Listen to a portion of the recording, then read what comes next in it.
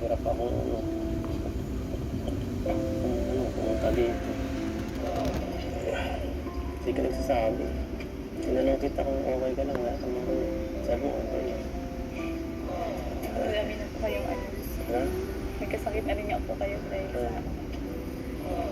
Alam mo kung bakit hindi ako gumagaling. Kasi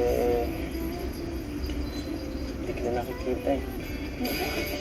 Kulang ang aking vitamin D. Wala akong vitamin D. Vitamin D. Tinatanong ko ba yan? Ikaw. Ikaw ang vitamin D. Nawala ng 1 linggo. Siya nga pala, ano? Sumata nga eh. Sino po?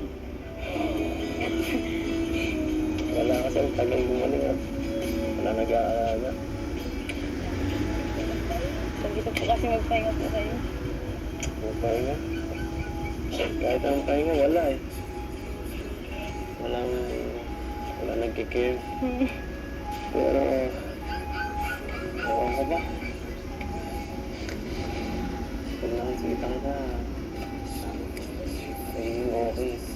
Nagiging okay ako. Ikaw? Okay ka lang? Kamusta? Kaya nangyamitang kaya ta. Parang galing ka sa trabaho ah. Nakakatapos lang po mag-analyze. Kaya pala. Ikaw? Nagkasakit ka ba? Ano po? Ano, ubot-sipon lang po. Sipon.